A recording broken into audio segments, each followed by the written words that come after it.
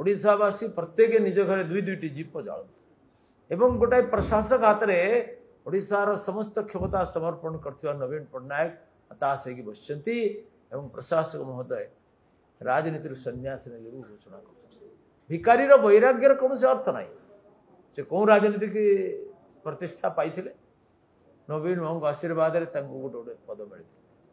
से कौन जननायक नथिले कौन राजनेता भी नथिले अल्प लोके अधिकार ऋषि को बुहाइले भार सेपरी से निजर क्षमतार सीमा लंघन करके ओडिशा राजकोष को बिना बजेटरी एलोकेशन रे खर्च करछंती ग्राम सभा पल्ली सभा को खत्म करके डिपार्टमेंटल काम करके हजार हजार कोटी टंका उपार्जन करछंती सब हिसाब निकास हम ओडिशा रे नुआ बीजेपी सरकार आसीबो ये वास्तव में जनगणर सरकार है ये ऐतिहासिक मुहूर्त रे सारा ओडिशा स्पंदित होछि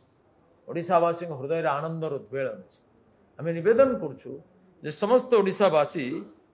एई गाँ गाँ रे दीपावली वातावरण निर्माण हो अंधकार विनाश है आलोकर पर्व आरंभ हो अज्ञान विनाश है ज्ञान तरंग छुटुची से ओडिशावासी प्रत्येक निज घरे दुई दुईटी दीप जालतु डबल इंजिन सरकार गोटे ओडिशार सरकार गोटे केन्द्र सरकार माननीय मोदी नेतृत्व में तृतीय पाळीर सरकार दुईटी दीप अति कम घरे जानतु मंदिर रे दीप जालतु एवं